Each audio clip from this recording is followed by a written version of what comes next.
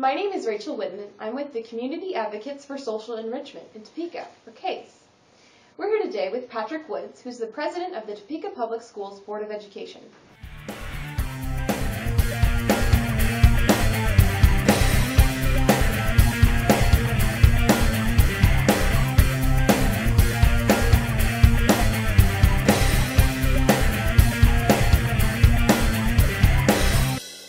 Thank you for joining us today, Patrick. Thank you. To start off, talk a little bit about your background and how you grew up and what hobbies and interests helped you get to where you are today.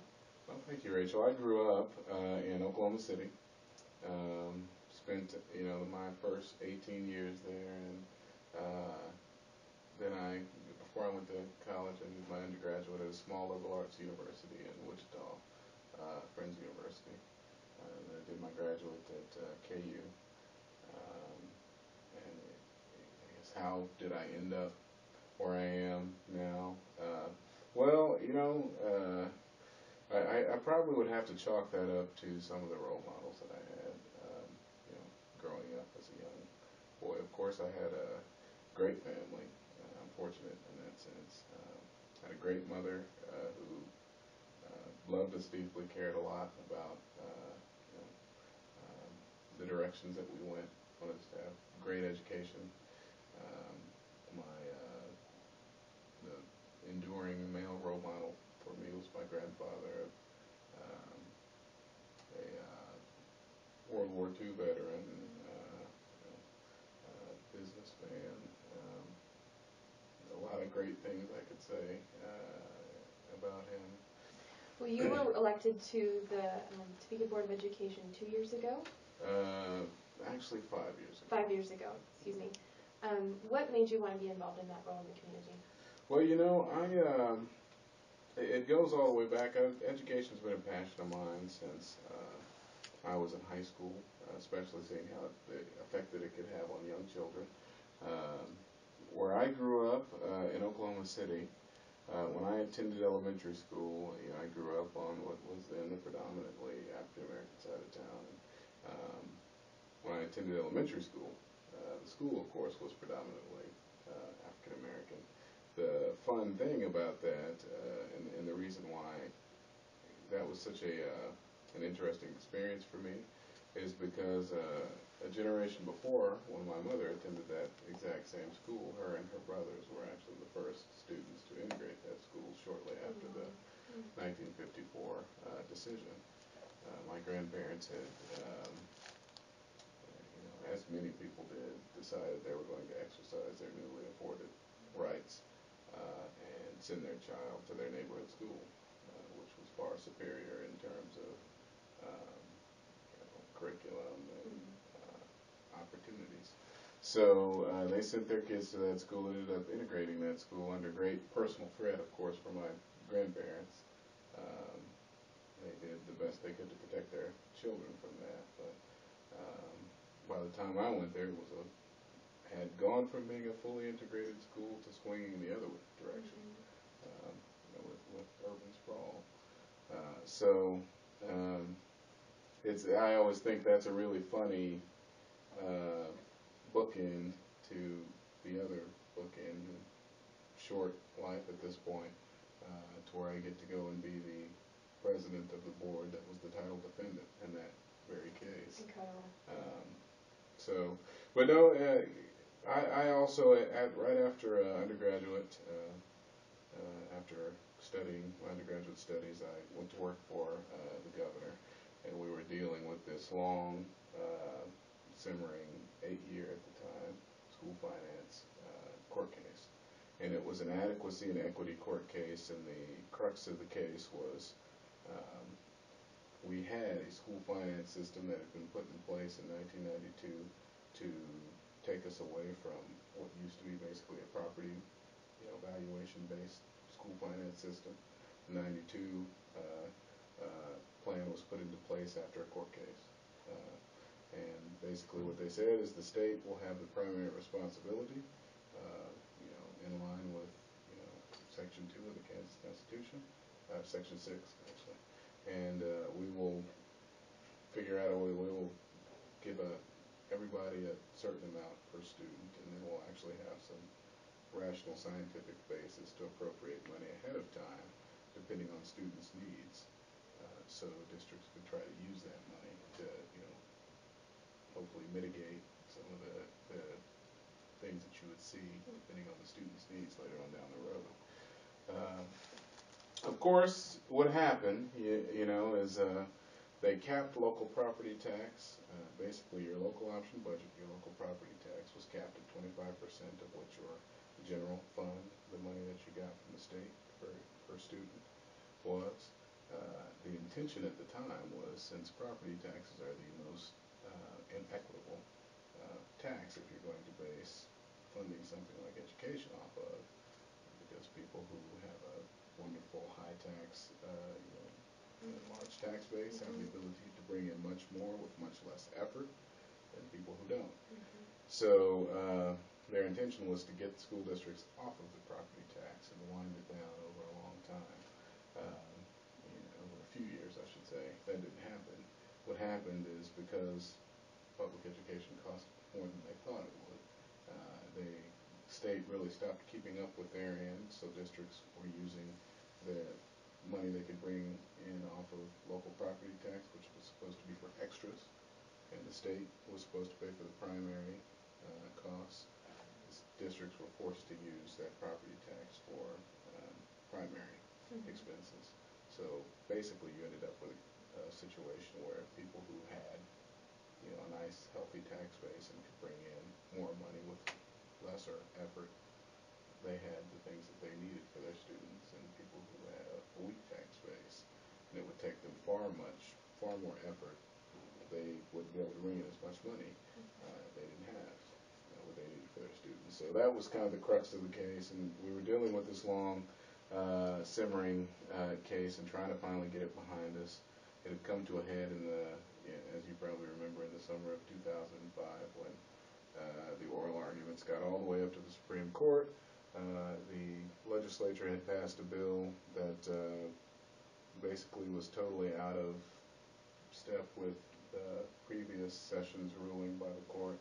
So they said, we're going to shut down all of public education. We're going to enjoin the unconstitutional system that you put in place with your most recent bill, unless you change it. So we went through the special session and the next following legislative session, and by the time the smoke had cleared, about $1 billion of new funds were appropriated for the purpose of public education. They were specifically targeted at areas where we knew that we had densely, packed urban poverty, areas where the need was the greatest and the ability for the locals to generate the revenue they needed to do to meet the needs of those students was at the smallest. So at that point, I started getting really interested in what local school districts did with their money.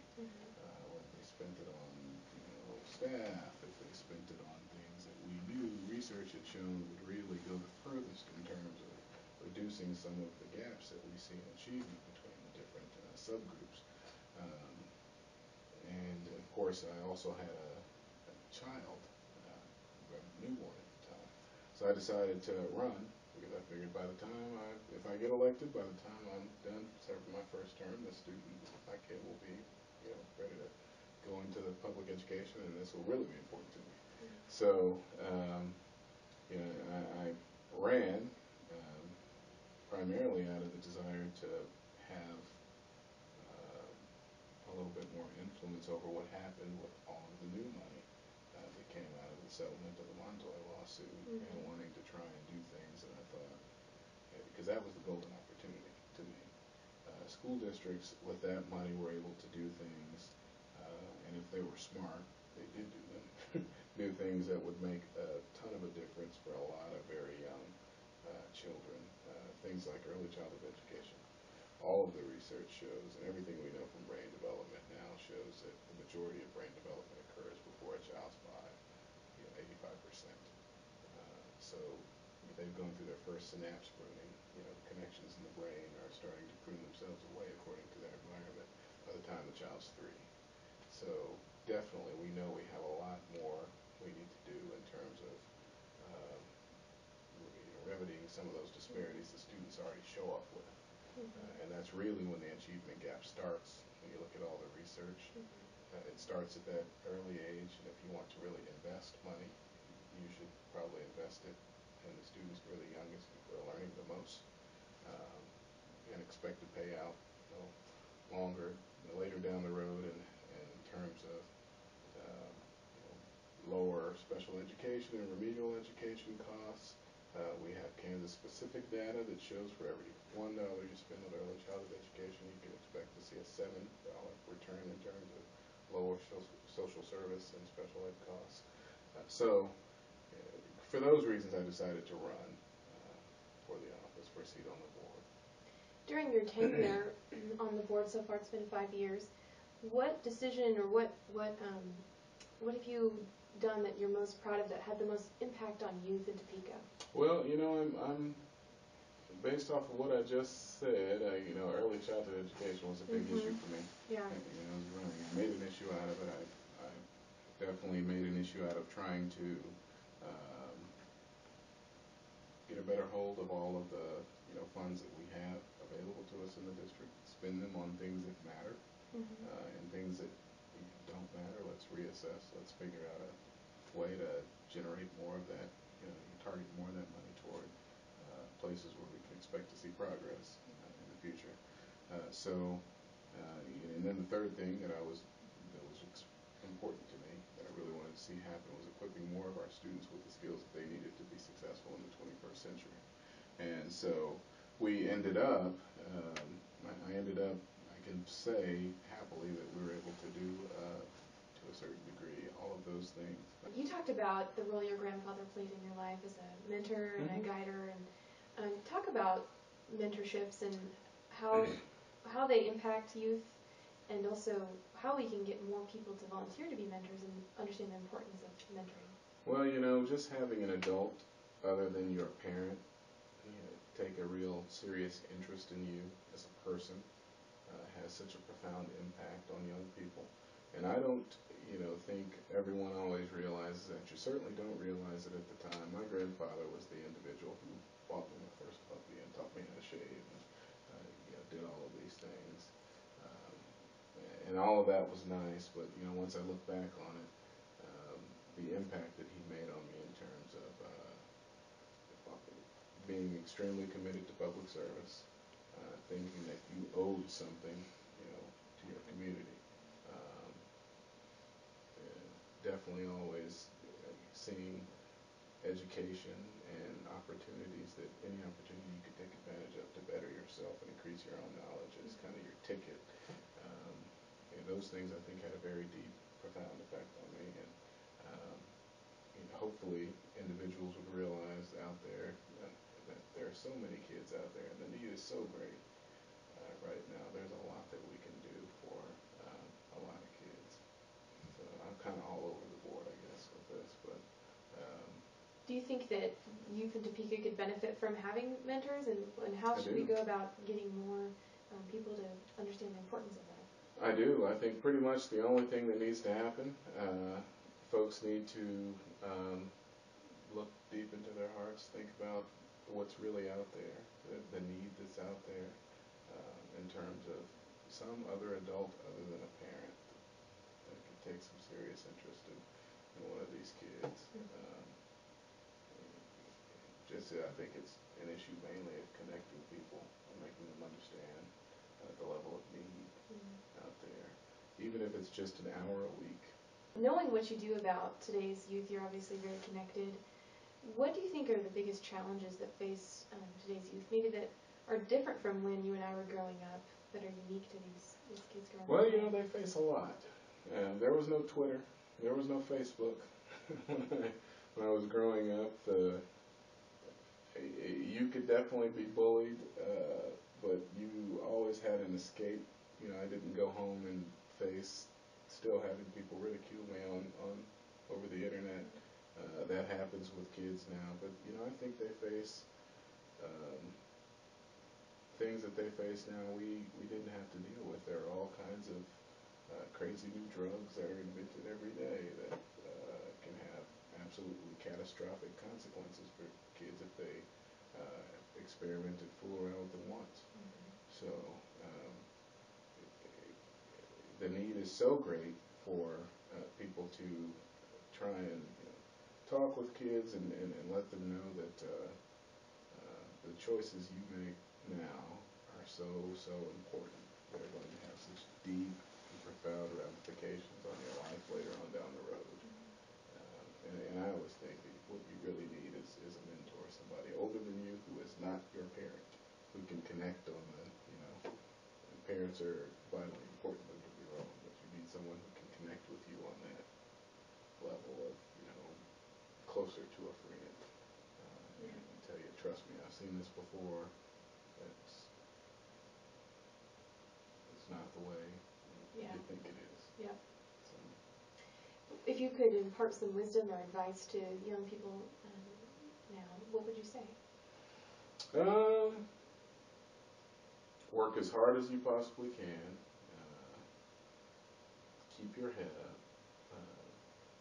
Know that the times that you have that are difficult really are the times that kind of shape you